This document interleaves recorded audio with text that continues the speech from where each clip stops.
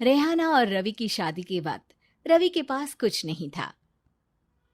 रेहाना, तुमने मुझसे शादी करके एहसान किया है।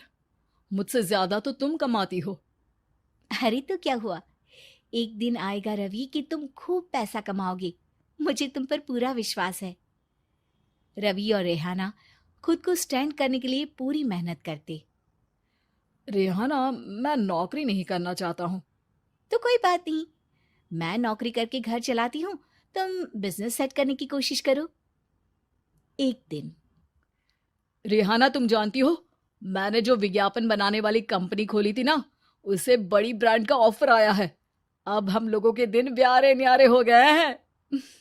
मैं जानती थी रवि कि एक दिन तुम सेटल हो जाओगे। रवि का काम अच्छा चल जाता है। एक दिन वो रेहाना से कहता है, रेहाना, अब हम लोगों का बच्चा भी हो गया है। बहुत छोटा है वो। उसका ख्याल कैसे रखेंगे हम? कैसे क्या, मैं गांव से माँ को लेकर आ जाती हूँ। नौकरी से हाफ डे ले लिया करूंगी। अभी तो वो छोटा है, स्कूल जाने तक मैं मैनेज कर लूंगी।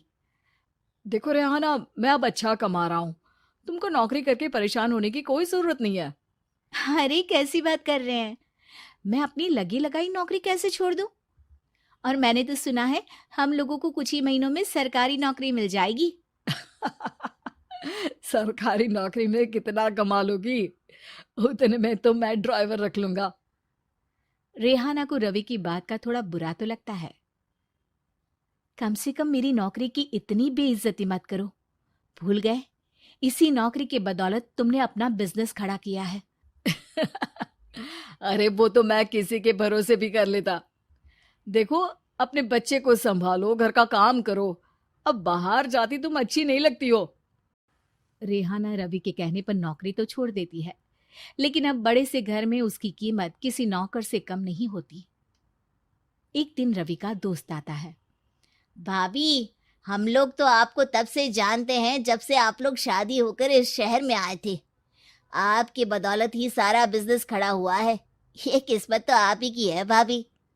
हाँ हाँ भाई, हमारी मेहनत तो कुछ है ही नहीं। अरे होगी, लेकिन भाभी की किस्मत के आगे कुछ नहीं। दोस्त वहां से चला जाता है, लेकिन रवि का गुस्सा सातवें आसमान में होता है। देखा कैसे बोल रहा था? अरे बिल्कुल अच्छा आदमी नहीं है ये। कैसी बात कर रहे हैं आप? प्रशांत भैया तो बहुत अच्छे इंसान है रवि।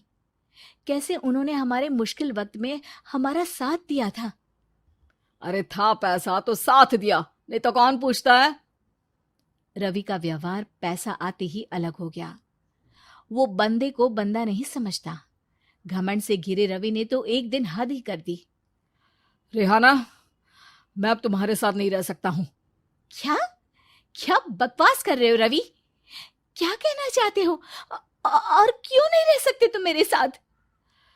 देखो, मुझे कोई और पसंद है, और उसने साथ रहने पर बस यही शर्त रखी है कि मुझे तुम्हें तलाक देना होगा।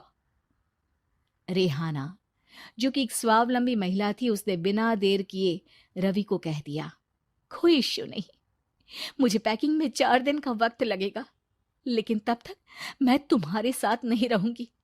4 दिन के लिए तुम कहीं और शिफ्ट हो जाओ, मैं घर से निकलूंगी तो बता दूंगी। रवि घर छोड़कर चला जाता है। रेहाना को दुख होता है, वो रोती है, लेकिन व्यवहार से स्ट्रांग रेहाना को पति के वापस आने का और उसे सबक सिखाने का पूरा भरोसा था। फिर एक दिन, अरे शुशिका, कब शादी करोगे तुम मुझसे? यार मैंने तो सोचा था तुम शादी से पहले मुझे विदेश लेकर जाओगे, महंगी कार दिलाओगे। अरे सब दिला दूंगा, लेकिन पहले मुझसे शादी तो कर लो। हाँ हाँ, क्यों नहीं। मैं कुछ दिनों के लिए अपने मम्मी पापा के पास जा रही हूँ और लोगों से अपनी शादी की बात करूंगी। अरे शुशिका, कैसे रहूंगा मैं तुम्हारे बिना? अब तो शादी ही होने वाली है हम लोगों की। शुशिका रवि को छोड़कर चली जाती है। रवि घर आता है, जहां रेहाना को ना पाकर उसे सब अजीब लगता है। घर तो रेहाना के बिना कुछ नहीं है। बच्चे की याद भी आ रही है। चलो एक वीडियो कॉल कर लेता हूँ। रवि रेहाना को वीडियो कॉल करता है, लेकिन रेहाना फोन नहीं उठाती। रात को सोते वक्त मन कर रहा है मुन्ने को गले लगा लूं। चलो कोई ना, शुशिका से शादी के बाद मेरे और भी बच्चे होंगे। अगले दिन रवि ऑफिस जाता है, जहां टीना खड़ी होती है। सर, आपने अपने नए ऐड के लिए मॉडल की रिक्वायरमेंट डाली थी ना, मैं उसी के लिए आई हूँ। रवि टीना को देखकर खुश हो जाता है। अब शादी हो गई है तुम्हारी? नहीं सर, बस अच्छा सा हैंडसम और अमीर लड़का देख रहे हैं मेरे मम्मी पापा। रवि के दिमाग से तो टीना को देखकर शुशिका का ख्याल भी खत्म हो जाता है। अरे यार, ये लड़की मिल जाए कितनी सुंदर है। शुशिका तो इसके आगे कुछ नहीं है। अब क्या तुम्हें ऐसा नहीं लगता कि मुझसे मिलकर तुम्हारी ये खोज खत्म हो गई है? आप तो 2 बच्चों की पापा लग रहे हैं। अरे नहीं नहीं, मेरी शादी तो हुई थी, लेकिन बीवी को किसी और से प्यार था, मुझे छोड़कर चली गई। खैर, टीना की दोस्ती रवि से हो जाती है, लेकिन 1 महीने बाद शुशिका रवि के पास वापस आती है। मेरे मम्मी पापा तुमसे मिलना चाहते हैं, लेकिन उन लोगों को ये मत बताना कि तुम पहले से शादीशुदा हो, और हाँ, शादी से पहले अपनी सारी प्रॉपर्टी तुमको मेरे नाम करनी होगी। अरे पागल, अब मैं तुमसे शादी ही नहीं करना चाहता। भला ऐसी लालची औरत से कौन शादी करेगा? तभी वहां टीना आ जाती है। रवि, ये पागल सी औरत कौन है? देखो, तुमने ही कह दिया ना पागल, तो पागल ही है। पता नहीं कौन है, कह रही है शादी कर लो, लेकिन शादी से पहले अपनी सारी प्रॉपर्टी मेरे नाम कर दो। बोल तो सही रही है। वैसे तुम जानती हो, मेरी एक सहेली है, उसके पति ने उसे पैसा आते ही छोड़ दिया, जबकि उसको खड़ा करने वाली ही मेरी सहेली थी। और मुझे भी भरोसा नहीं है। अगर मैं भी तुमसे शादी करूंगी तो तभी जब तुम मेरे नाम अपनी सारी प्रॉपर्टी कर दोगे। अरे हाँ हाँ, क्यों नहीं, बिल्कुल कर दूंगा। रवि और टीना की शादी की तारीख तय हो जाती है। वो अपनी सारी प्रॉपर्टी के कागज लेकर शादी वाली जगह पर पहुंचता है, लेकिन वहां टीना आती नहीं। रवि टीना को मैसेज करता है। कहाँ हो? सॉरी, मैं तुमसे शादी नहीं कर सकती, मुझे तुमसे भी ज्यादा पैसे वाला मिल गया। रवि को गुस्सा आ जाता है। वो गुस्से से सारा डेकोरेशन तोड़ रहा होता है कि वहां रेहाना आ जाती है। सर, क्या हो गया? क्या डेकोरेशन पसंद नहीं आई आपको? तुम यहाँ क्या कर रही हो? मैं यहाँ की डेकोरेटर हूँ। क्या आपको पसंद नहीं आई यहाँ की सजावट? रवि दौड़कर रेहाना के गले लग जाता है। मुझे माफ कर दो रेहाना। किशोर और पिद्दी 2 भाई बहन थे। पिद्दी बहुत खर्चीले स्वभाव की थी। वो जितना कमाती अपने ऐशो आराम में पैसे उड़ा दिया करती। लेकिन किशोर समझदार था, घर को साथ लेकर चलना जानता था। अपनी बहन के जितना कमाता तो नहीं था, लेकिन फिर भी वो किसी तरह घर का खर्च चला लेता था। एक दिन पिद्दी किशोर से कहती है, किशोर, तुम थोड़ा ज्यादा क्यों नहीं कमाते? मेरे दोस्त रोज मेरा मजाक उड़ाते हैं। अरे बहन, मैं कोशिश तो कर रहा हूँ। अच्छा सुनो, अगले महीने रक्षाबंधन है, मुझे सोने का हार चाहिए, इससे कम कुछ भी ना लूंगी। अरे दिला दूंगा बहन। किशोर को पूरी रात नींद नहीं आती। उसके दिमाग में बस ये चल रहा था कि उसकी माली हालत इतनी बिगड़ चुकी है, अब वो सोने का हार कहाँ से लाएगा। अगले दिन किशोर सुबह सुबह घर से ये बोलकर निकल गया कि पिद्दी, मैं गांव से बाहर जा रहा हूँ, कुछ दिन घर नहीं आऊंगा। किशोर ने अपने काम के साथ साथ फेरी में कपड़े बेचने भी शुरू कर दिए, जिससे वो ज्यादा से ज्यादा पैसे कमा सके। रात में वो एक बिल्डिंग की चौकीदारी भी करने लगा।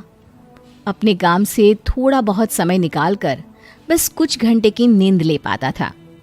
और कब वो कुछ दिन 1 महीने में बदल गए और रक्षाबंधन भी आ गया, पता ही नहीं चला। लेकिन किशोर अभी तक घर वापस नहीं लौटा। जहां वो काम करता था, पिद्दी के नाम का गुल्लक रखा हुआ था। किशोर ने उस गुल्लक को फोड़ा और सारे पैसे इकट्ठा करके एक सोने का हार खरीद लिया। घर में पिद्दी किशोर का इंतजार कर रही थी। तभी किशोर आता है। कहाँ चले गए थे? 4 दिन का कहा था और 1 महीने से पता नहीं कहाँ गायब हो गए थे। मैंने बस एक हार मांगा था और तुमने तो घर ही छोड़ दिया। अरे मुझे थोड़ा काम मिल गया था। कुछ नहीं, सब समझती हूँ, बहाने थे तुम्हारे। अपनी बहन के लिए इतना भी नहीं कर सकते, कैसे भाई हो। चलो यहाँ बैठो, राखी बांधती हूँ। पिद्दी ने किशोर को राखी बांधी। वैसे ही किशोर ने अपनी बहन के हाथ में सोने का हार रख दिया। उसकी खुशी का कोई ठिकाना नहीं था। वो मिठाई खिलाए बिना ही नेकलेस लेकर चली गई और शीशे के सामने अपने गले में हार रखकर देखने लगी। किशोर ने लड्डू उठाया और खुद ही खा लिया। ऐसे कई साल गुजर गए। एक दिन पिद्दी की नौकरी छूट गई। अब वो पूरी तरह किशोर पर डिपेंड हो गई थी। आए दिन किशोर को अपने महंगे महंगे शौक गिनाकर उससे पैसे मांगा करती थी। किशोर, कुछ पैसे देना, मुझे पार्लर जाना है। किशोर बिना कुछ बोले उसे पैसे दे देता। ये क्या, 500? अरे इतने में तो मुझे पार्लर में एंट्री मिलेगी बस। अच्छा, देता हूँ ना ज्यादा। अरे कैसे भाई हो, अपनी बहन के लिए इतना भी नहीं कर सकते। किशोर ने जेब से 2000 का नोट निकाला और उसे दे दिया। किशोर गरीबी में रह लेता था, लेकिन अपनी बहन को कभी कोई कमी नहीं होने देता था। बेटा, पिद्दी तुम्हारी बहन है, उसे कभी किसी चीज की कमी मत होने देना और उसका ध्यान रखना, क्योंकि भाई का फर्ज होता है अपनी बहन का ध्यान रखना। किशोर ने माँ की कही ये बात हमेशा के लिए याद कर ली थी। शायद माँ की इसी बात की वजह से किशोर पिद्दी की हर जिद पूरी करता चला आ रहा था। किशोर, आज मैं अपने दोस्तों के साथ पार्टी करने जा रही हूँ, मुझे कुछ पैसे दो ना। किशोर पिद्दी को समझाता है, लेकिन पिद्दी नाराज होकर चली गई और अपने कमरे में सुबक सुबक कर रोने लगी। किशोर अपनी जेब से कुछ पैसे निकालता है और पिद्दी को दे देता है। किशोर खुद कभी अच्छे कपड़े नहीं पहनता, लेकिन पिद्दी को राजकुमारी की तरह रखता।